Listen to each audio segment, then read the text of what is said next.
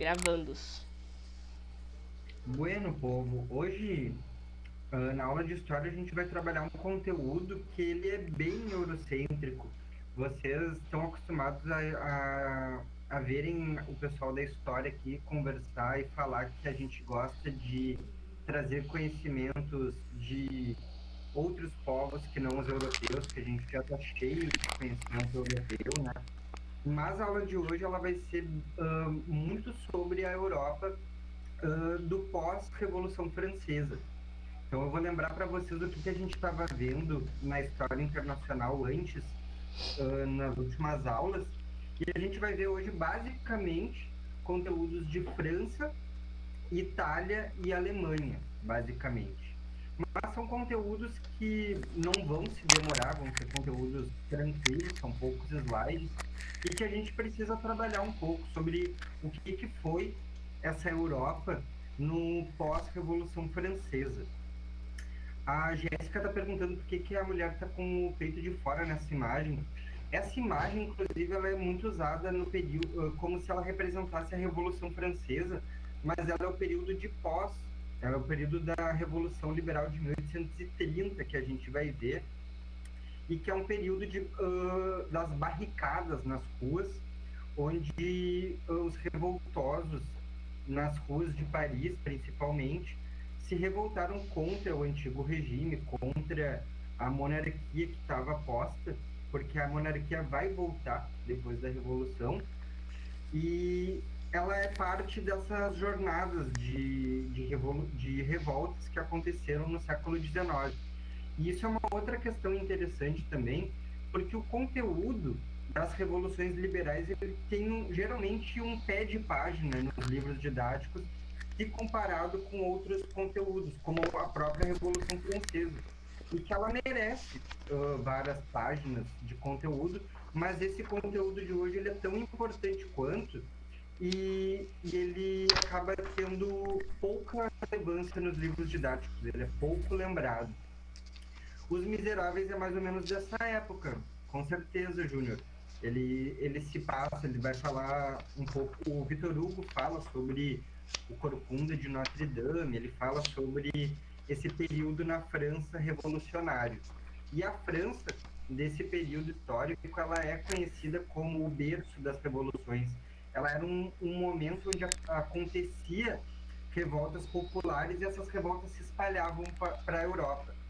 Então a gente vai ver o que aconteceu nesses momentos, tá? Bom, gente, lembrando vocês então que a Revolução Francesa passa por diversas etapas e o fim dela é o período do Império Napoleônico, onde o Napoleão vai guerrear, vai criar guerras ao longo de boa parte da Europa, buscando dominar.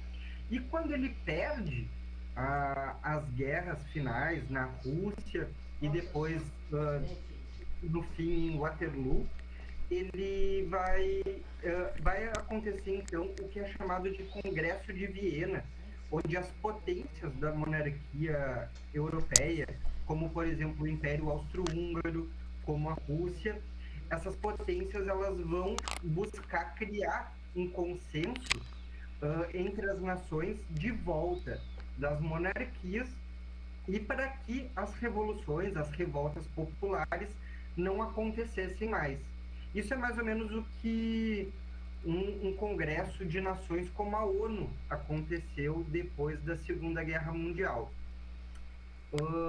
Depois de 1815 ocorre esse congresso de Viena, mas ele não vai conseguir barrar as revoluções que começam a aparecer principalmente na França. Antes da França, já vai ter, por exemplo, em Portugal, a gente acaba vendo no conteúdo de história do Brasil, que a Revolução do Porto, em 1820, vai ser uma peça importante que vai influenciar a independência do Brasil em 1822, certo? Então, em Portugal, na Grécia e na Espanha, já vão começar a ocorrer algumas revoluções liberais na década de 20, e em 1830 a França vai ter a maior delas desse período, que vai então abalar as estruturas. Então a gente vai ver que no pós Congresso de Viena, uma questão importante para os liberais vai ser uma carta constitucional, o que é chamado de principalmente como a monarquia constitucional, onde era importante essa carta, onde era importante ter uma constituição para assegurar os direitos da população, por mais que o poder estivesse na mão da monarquia, certo? Vai ocorrer, então, uma divisão do poder entre o executivo e o legislativo, na base do que era na base que era defendido pelo Montesquieu, e vai ocorrer algumas reformas liberais importantes, como a liberdade de imprensa, como a liberdade religiosa e de pensamento, e também a da propriedade privada, como é característico dos liberais. As ideologias políticas da época, vocês viram nas aulas anteriores, eu imagino, era o liberalismo, que podia ser exaltado ou também mais conservador, o nacionalismo, que a Thay vai falar mais na segunda parte da aula, onde vai buscar, a partir dessa burguesia que busca unificar os países com uma única língua, com uma única moeda, um único território, certo? E o socialismo, que começa a surgir a partir daqui e que vai ser a parte mais radical desse momento, tá bom? O Luís XVIII, que voltou depois do fim da Revolução Francesa ao poder, a monarquia Bourbon, ele estava no poder e essas correntes políticas que haviam, então, eram os realistas do antigo regime, vinculado à aristocracia e à monarquia, os constitucionalistas, que eram os liberais, e também os socialistas, como eu falei para vocês. E vai ter o parlamento com duas câmaras, né? A Câmara indicada pelo rei e a Câmara dos Deputados pelo voto censitário, ou seja, quem tinha rendas.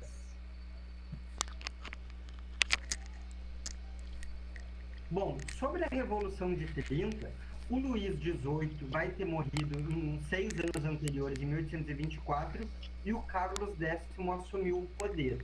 Esse Carlos X, eu não preciso ficar entrando muito aqui em detalhes para vocês, porque é importante vocês entenderem mais o processo, tá?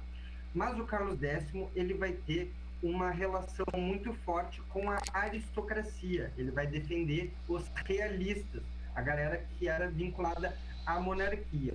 E ele não vai dar muito poder para a burguesia e para os liberais, certo? Então ele vai ter uma censura à imprensa, ele vai buscar um ensino vinculado à igreja, isso vai ter um descontentamento muito grande por parte da população mais exaltada e que não era vinculada à monarquia. Isso vai fazer com que se gere as Jornadas Gloriosas de Julho. É nesse momento onde as barricadas nas ruas de Paris vão ser muito fortes e que vão fazer com que o rei, o monarca, saia do poder e apareça no lugar dele um monarca mais vinculado às pautas da burguesia. Esse monarca era o Luís Felipe de Orleans, chamado de o Rei Burguês.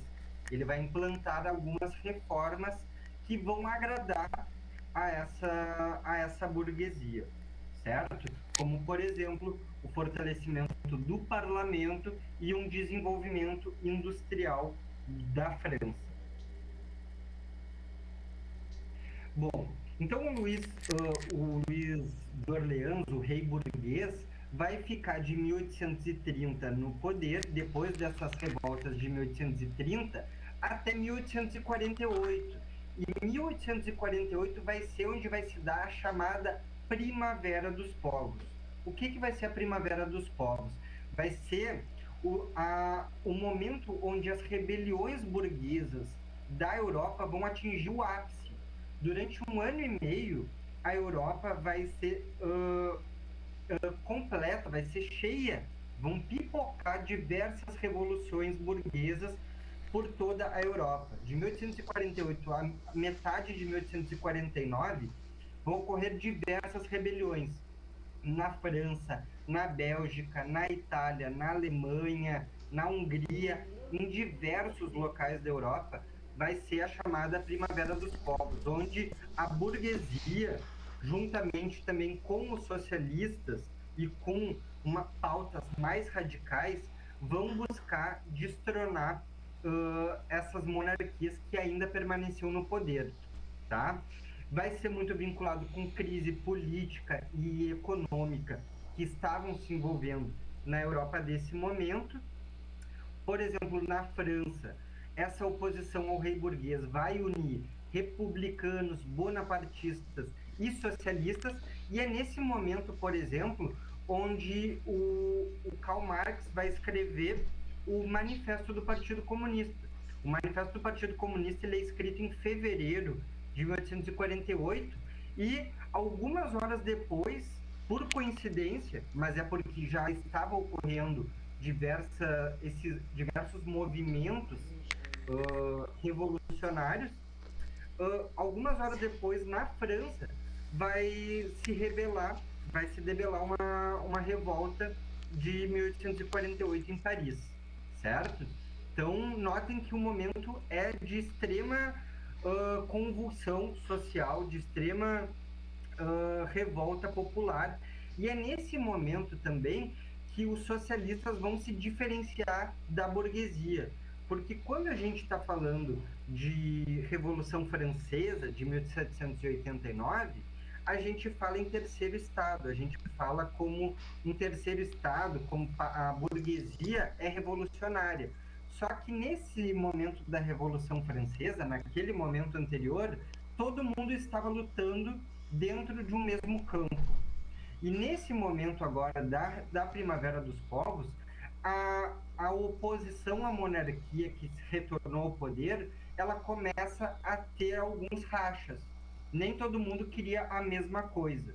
E é isso que vai se dar nessa Primavera dos Povos, que depois de 1 ano e meio ela vai ser debelada, ela vai ser perdida, vai ser conseguido ser sufocada essa rebelião por parte dos monarquistas em quase todos os lugares, menos na França, porque na França, em 1848, vai ocorrer a renúncia do Luís Felipe de Orleans, a renúncia do rei burguês, mas vai ocorrer, então, um período provisório, de governo provisório, onde vai se fazer a eleição no fim do ano, em dezembro, entre dois candidatos, entre o general Cavaignac, chamado Carniceiro, que também era parte da burguesia, e o sobrinho do Napoleão Bonaparte, que era o Luiz Bonaparte, também chamado de Napoleão III,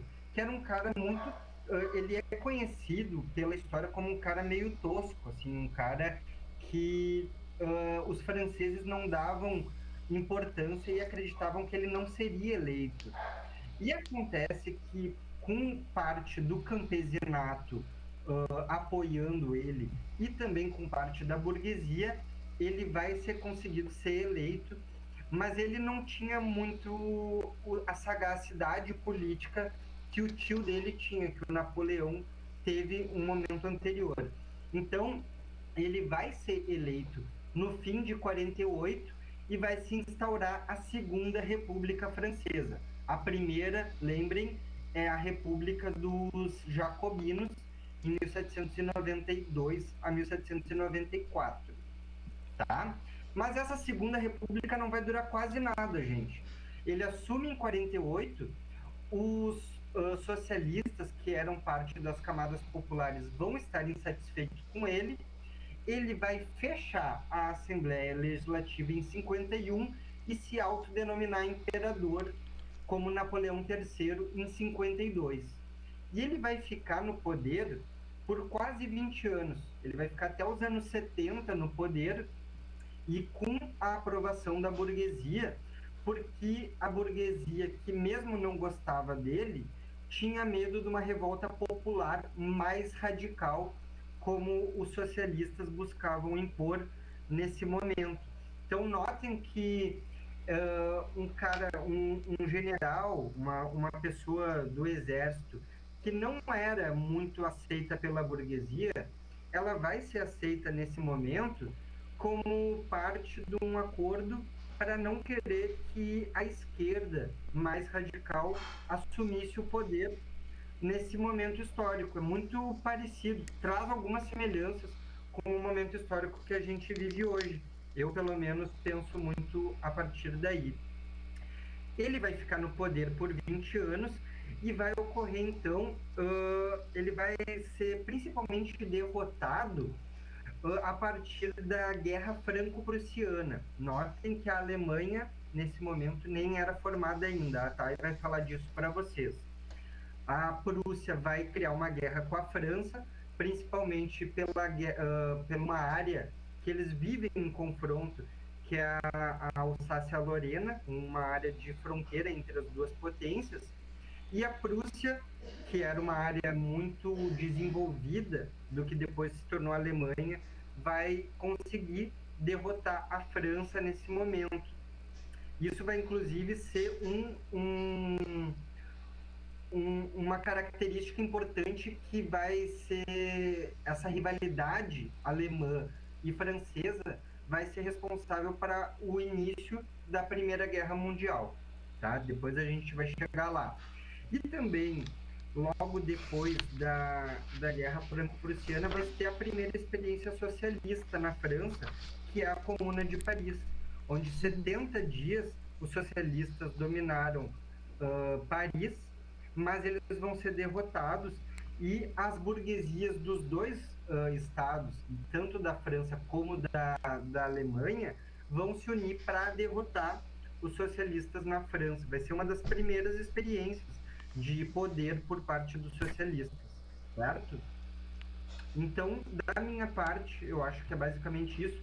É um pouco confuso, é bastante informação, mas eu tentei trazer o processo histórico para vocês aqui. Ficou alguma dúvida? Eu sei que é meio confuso. Deu para pegar a essência das coisas? Tá tranquilo? Podemos passar para as unificações? Beleza pura, então. Que a gente é rapidinho, essa aula de hoje é 2 palitos. Vamos lá, então.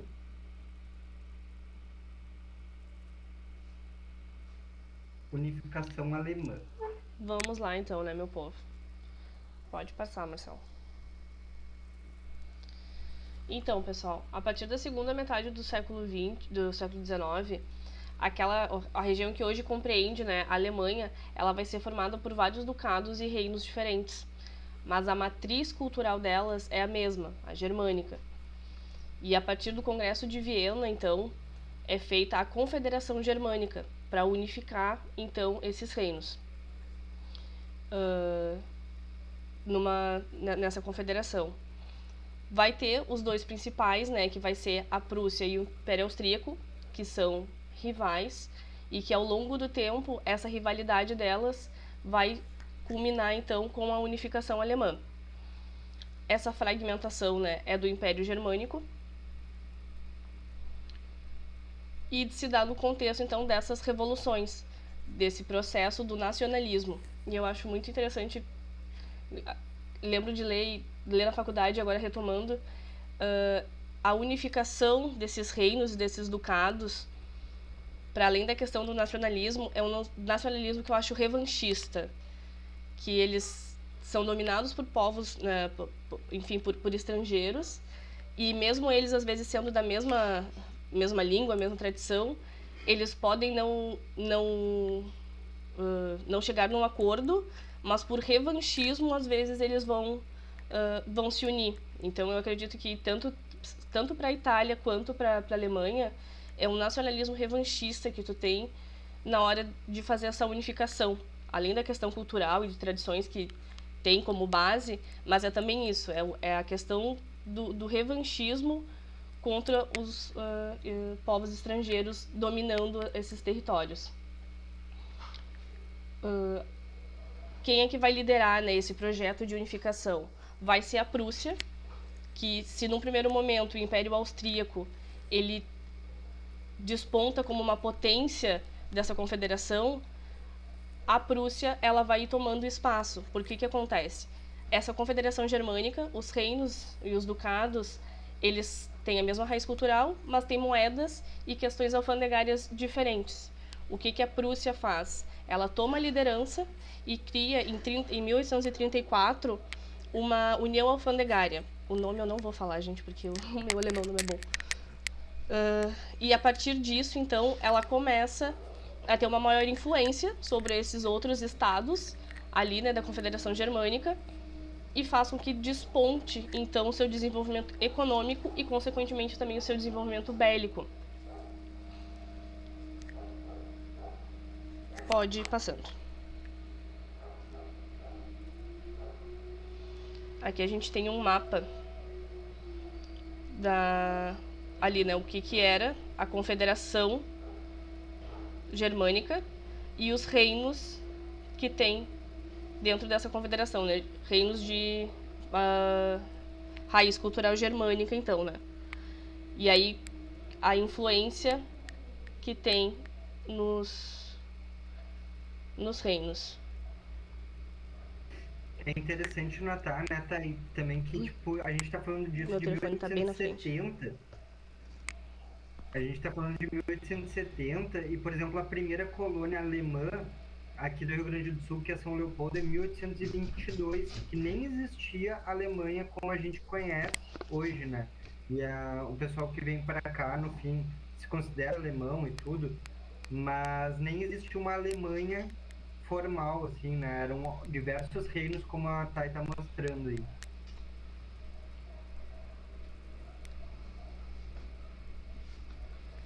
E aí como é que se dá, né, concretamente o processo de unificação alemã?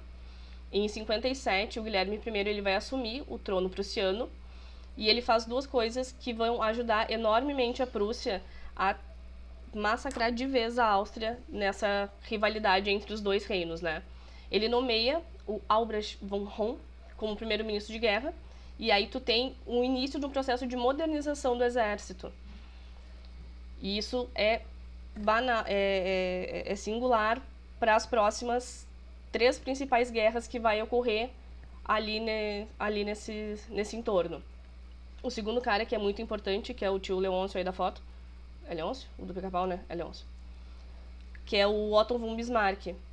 Ele é nomeado primeiro-ministro em 1862, e além de toda a modernização que ele vai seguir implementando no exército, ele é muito hábil em questões políticas. Então, ele vai tentando sempre minar qualquer interferência estrangeira nos territórios que a Prússia tem, e vai aumentar a influência e tentar unificar todos os reinos e estados de língua alemã, inclusive reinos que não fazem parte, né, da Confederação Germânica e que estão em poder de outras nações. É o caso, né, da Guerra dos Ducados, que é contra a Dinamarca, né, Prússia e Dinamarca. A Prússia ganha e começa a anexar, então, os territórios da Dinamarca. Depois nós vamos ter a Guerra da Austro-Prussiana, onde a Prússia novamente ganha e vai anexando, então, esses territórios. E depois, finalizando, né, com a Guerra Franco-Prussiana, aonde a Prússia termina, né, de anexar e temos, então, né, a unificação alemã. E essas vitórias todas vão aumentando esse sentimento de nacionalismo e de pertencimento a essa grande nação, né, a essa cultura que se mostra extremamente confortável em relações de guerra. Então a gente começa a solidificar o Império Alemão.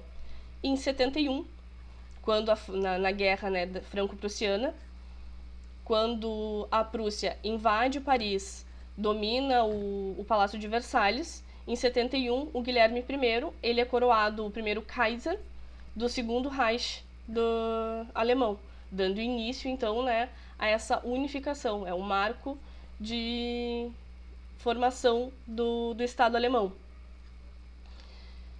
Vai se tornar, né, uma potência econômica e militar ao longo do tempo. como é que acaba esse segundo Reich, né? Vai ser lá na Primeira Guerra Mundial, com, né, a derrota alemã, como nós bem sabemos, culminando depois novamente na Segunda Guerra Mundial. Essa sensação de revanchismo, né? Por isso que eu acho interessante, é um nacionalismo que é sempre exacerbado em detrimento do outro, assim, né? Eu acho singular isso tanto na Alemanha quanto em Itália. E depois, né, por ser uma potência bélica e econômica, vai se expandir para fora da Europa, chegando então, né, a fazer parte da partilha da África nos anos seguintes, nos anos e décadas seguintes. Foi muito rápido, muito confuso. Me avisem se eu estiver falando muito rápido. E pode passar. Agora a gente vai falar sobre a unificação italiana. Também, né, mesmo contexto, basicamente, as revoluções, né, 30, 48, esse sentimento de nacionalismo, né, dos reinos, dos povos. A Itália, né, o que hoje em dia nós chamamos de Itália, é dividido em 8 estados independentes. E aí nós temos quem? A Áustria aqui novamente. Alguns desses estados são controlados pela Áustria, né? E esse movimento nacionalista que vai ter na Itália vai ser principalmente para minar essa influência, esse domínio estrangeiro da Áustria no seu território. E aí a gente tem 3 principais vertentes assim, e projetos para essa Itália unificada. Os Neuguelfos, pelo Vincenzo Gilbert, que vai ser a liderança do papado. Lembrando, né, que essa área que hoje em dia a gente conhece da Itália, tu tem os estados da igreja, que hoje em dia é só ler, né, aqueles 5 km² do Vaticano, antes era um território bem maior, o que depois vai causar um pequeno probleminha, mas chegaremos ali. Os republicanos, liderados principalmente pelo Giuseppe Mazzini, com os ideais, né, republicanos, e os monarquistas, aí tentando, né, manter as coisas numa linha mais conservadora, sob principalmente, né, liderança da Casa de Saboia, e os principais nomes desse projeto, né, dos monarquistas, vai ser o Vítor Emanuel II e o Conde de Cavour. Quem fale francês, por favor, me corrija. Pode ir passando. Aí a gente tem o mapa da Itália antes da unificação, né? Aí com os reinos divididos. E como eles vão sendo unificados. Aqui do lado a gente tem, né, as datas aonde eles são, então, anexados a esse reino que vai ser a Itália. Ali a gente vê em roxinho, né, olha, os estados da igreja, bem maior do que temos hoje em dia. Piemonte ali, que vai ser bem importante, porque a partir desse reino que vai ser disseminado cada vez mais, é a base para a unificação italiana. É esses carinhas ali em laranja, e do lado deles, ali ó, a Lombardia, que vai ser um dos últimos a serem anexados e que concretiza então, né, a unificação italiana, o reino da Lombardia. Pode ir passando. Quero cuidar da hora. Tá. E aí, então, ó, o cara que vai ser bem importante. Quem é que, então, né, ali naquela disputa de papados, republicanos e monarquistas, quem é que vai, no final das contas, despontar, maravilhoso. No final das contas, quem é que vai, então, assumir esse projeto de unificação? Vai ser os monarquistas com o Vítor Emanuel II. Ele assume como rei de Piemonte e Sardenha e nomeia o Camilo Benso, o conde de Cavour, como primeiro-ministro.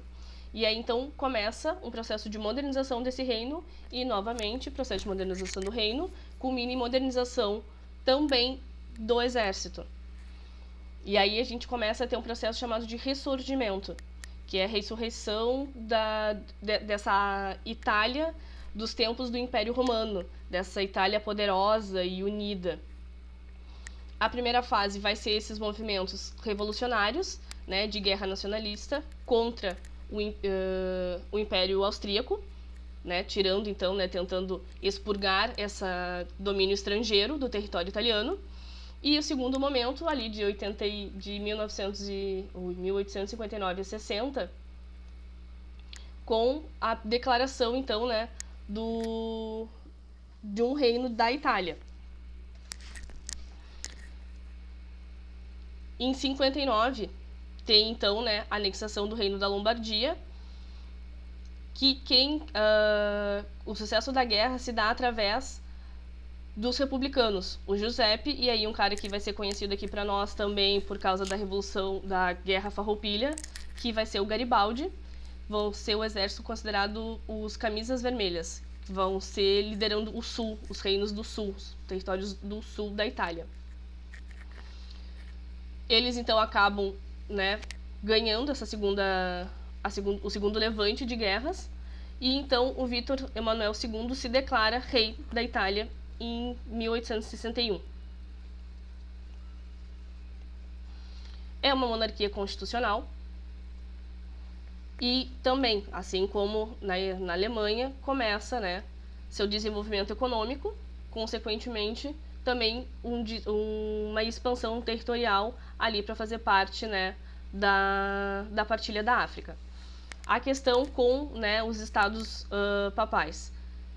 Nessa interim de unificação, boa parte dos estados que eram controlados pela Igreja vão ser tomados, vão ficar, né, em poder aí dessa monarquia constitucional, e vai ser só lá, na época do Mussolini, que Itália e Igreja vão fazer as pazes, vão voltar a ser amiguinhas com meu telefone acho que vai dar com a criação, então, né, dos 5 km² do Estado Vaticano. Acho que era isso. Não sei se tem mais. Perfeito. Ficou alguma dúvida, gente? Só ali quando tá 1959, em cima é 1859. Ah, tá. Não, então tô louca, né? Tá, é 1859. Que a gente confundiu ali. Mas embaixo é 1929, que é daí com o Mussolini. Com o Mussolini, exato. Perfeito. Acho que deu pra fazer o fechamento certinho.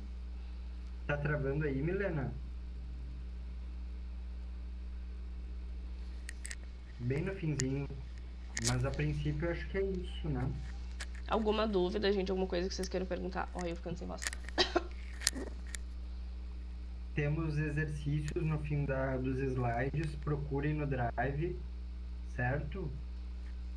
Se não ficou uma dúvida, fechamos por aqui. Beleza? Boa noite, então. Boa noite, gente. Bom resto de aula pra vocês. Bom descanso depois. Feito, gurizada.